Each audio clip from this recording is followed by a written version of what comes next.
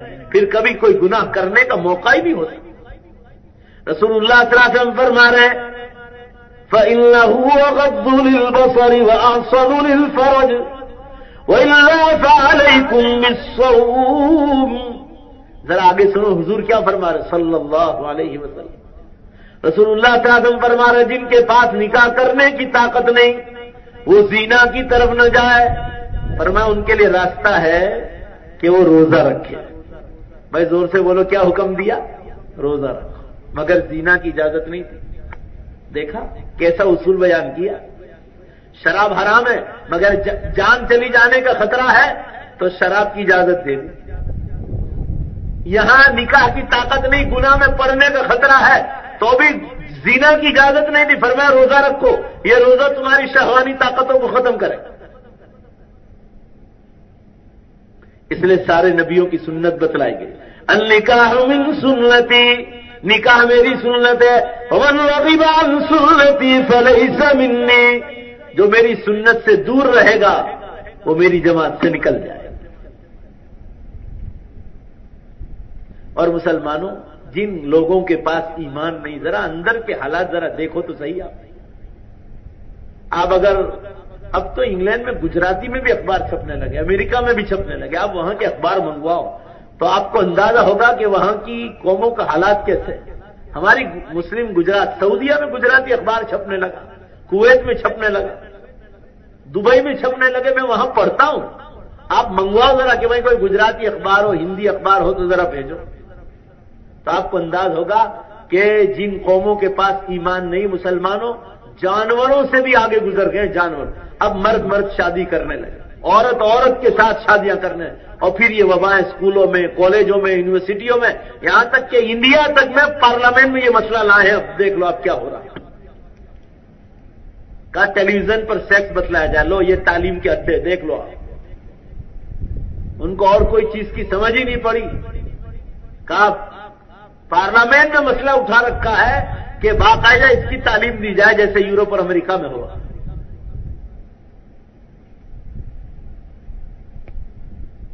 آپ شریعت کو چھوڑو گے تو دنیا بھر میں ذلیل ہو کر رہ جاؤ گے۔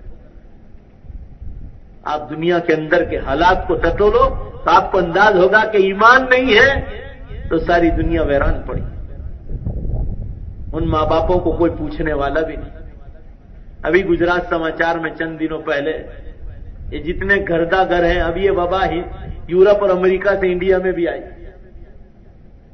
سب بڈھے عورتیں، بڈھے مرد کا انٹرویو لے رہا تھا گجرات سماچار والا، لاؤڈ سپیکر سامنے۔ کچھ عورتیں اور مردوں نے کہا کہ تم کو گھردہ گھر میں کیوں آنا پڑا؟ تو کہا کہ میں نے ایک کو بی کام کروایا، ایک کو ایم کام کروایا، ایک کو بی ایس سی کروایا، ایک ڈاکٹر بنا، اور جب ہمارا بوڑھاپا آیا تو انہوں نے ہم کو گھر سے باہر نکال دیا، ہماری خدمت کرنے کے لیے تیار ہے۔ اور زیادہ تر گھردہ گھر میں آپ کو غیر مسلم ملیں گے، اس لیے کہ مسلمانوں ان کے پاس اللہ کی شریعت نہیں۔ بھائی زور سے بولو نا، ہے کہ نہیں؟ اور اللہ نے ہم کو شریعت دی ہے، اس لیے مسلمان کوئی بھی قصہ ایسا نہیں ملے۔ انگلینڈ میں کسی صاحب نے ایسا کیا تھا، انگلینڈ میں مجھے کسی نے بتلایا کہ مولانا یوں ماں باپ کو روتے ہوئے گھر سے نکالا اور دوسرے ہی دن ایکسیڈنٹ میں دونوں پاؤں ٹوٹ گئے، یوں ٹوٹ کر ڈاکٹروں نے کاٹ دی۔ یہ ماں باپ کی ہائی۔ سرزمین انگلینڈ میں ایک بھی قصہ نہیں ہوا تھا، پہلا قصہ ہوا لندن سٹی۔ آپ ماں باپ کو کوئی چھوٹی موٹی چیز سمجھ رہے ہو؟ کسی اردو زبان کے شاعر نے کہا تھا، اے ضیا ماں باپ کے سائے کی نا قدری نہ کر۔ میں ایک مرتبہ، آج یہ 4-5 دن ہی ہوئے، 1-1:30 بجے تقریباً روڈ پر تھا، کسی صاحب کا فون آیا جوان کا، اور یہی شاعری انہوں نے میری یاد کر لی تھی۔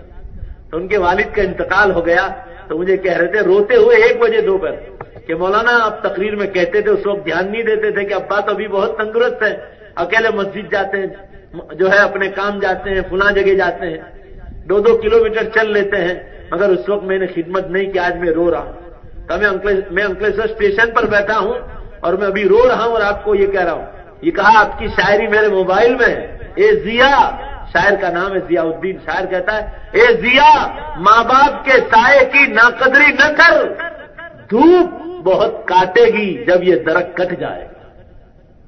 کہا میں اب رو رہا ہوں۔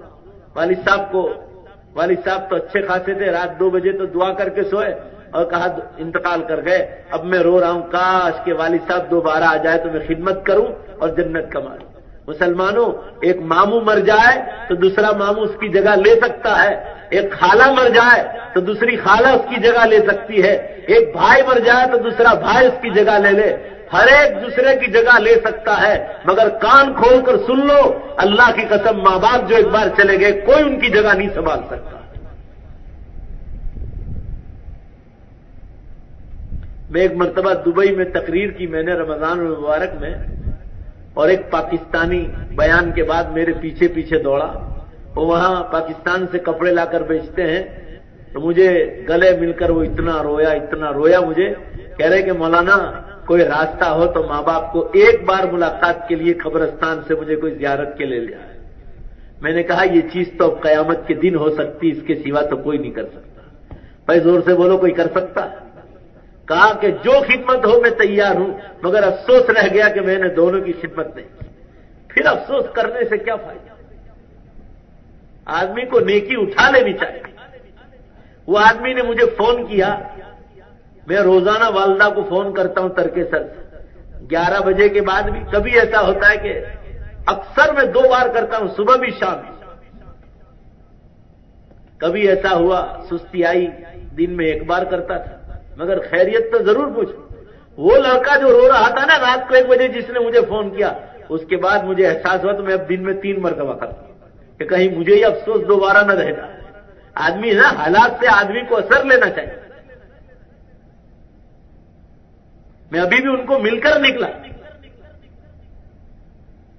اور آج اگر ہم اپنے ماں باپ کی خدمت نہیں کریں گے, آنے والی یہ نالائق اولادیں جو آج کل گندے کام کر رہے, ان سے آپ کوئی امید مت رکھیں.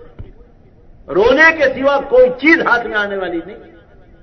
اس لیے قرآن پاک میں اللہ نے کیا فرمایا, تمہارے ماں باپ کافر بھی ہو, مشرک بھی ہو, عیسائی اور یہودی بھی ہو, اور تم اولاد اگر مسلمان, اگر اللہ نے تم کو ایمان کی توفیق دی, تو ابھی قرآن نے کہا کہ اگر وہ تم کو ایمان چھوڑنے کو بھی کہیں تمہارے ماں باپ, تو ایمان مت چھوڑنا. اللہ یہ بھی کہہ سکتے تھے کہ جب تم کو یہ ایمان چھوڑنے کو کہہ رہے تو تم ان کو بالکل خدمت مت کرنا. بھائی زور سے بولو, اللہ کہہ سکتے تھے نا, وہ تو کائنات کا مالک ہے. مگر کتنی انصاف کی بات کہی قرآن نے کہ اگر وہ تم کو ایمان چھوڑنے کو بھی کہے تو ایمان مت چھوڑنا, مگر اے اولاد تم ماں باپ کی خدمت مت چھوڑنا, چاہے وہ کافر. اللہ اکبر, سوچو تو صحیح تھا. حضرت اکرمہ رضی اللہ تعالیٰ عنہ ایمان لے آئے تھے. ابو جہل کا بیٹا حضرت اکرمہ, حضور صلی اللہ علیہ وسلم نے ایک جنگ میں ان سے منع کیا تھا کہ بھائی نہیں, آپ کو ہم جہاد کی اجازت نہیں دے سکتے. کہا کیوں نہیں؟ کہا سامنے کی پارٹی میں آپ کے باپ ہیں, ہمیں اچھا نہیں لگتا کہ آپ کی تلوار باپ کے ساتھ, باپ کے بدن پر چلی جائے اور آپ کے لیے جہنم کا فیصلہ ہو جائے. حضور نے اجازت نہیں دی. کیا سمجھ رکھا ہے ہم لوگوں نے ماں باپ کو؟ رو گے مسلمانوں, رو گے. یہ اتنی بڑی نعمت ہے, اتنی بڑی نعمت ہے کہ جب چلی جائے گی تو آپ کو دنیا میں کہیں نہیں مل سکتی. جو جگہ خالی ہوگی ماں باپ کی, دنیا میں بڑے سے بڑا بادشاہ اگر آپ کو یہ کہے کہ میں تیرے باپ کی جگہ, وہ صرف الفاظ ہوں گے مگر حقیقت کبھی نہیں ہو سکتی. بھائی زور سے بولو, صحیح ہے کہ نہیں؟ تمہارا باپ تم کو 10 روپے دیتا تھا مہینے کے, مگر بادشاہ اگر یہ کہے میں تجھے 10 کروڑ دیتا ہوں روزانہ, مگر وہ پیار کہیں نہیں مل سکتا جو باپ دے سکتا, جو ماں دے سکتی. عرض کرنے کا منشا یہ ہے مسلمانوں, یہ اللہ نے جو نکاح کا سلسلہ دیا وہ اسی لیے کہ جب نکاح ہو جائے, اولاد ہوگی, تو تم میاں بیوی, دلہا اور دلہن نیک ماں باپ بن جائیں. اور جب ماں باپ بنو گے اور تم اولاد کی تربیت اچھی کرو گے تو تمہاری اولاد تمہارا احترام کرے گی, عزت کرے گی, اور اسی طرح پوری نسل دیندار بنتی چلی جائے.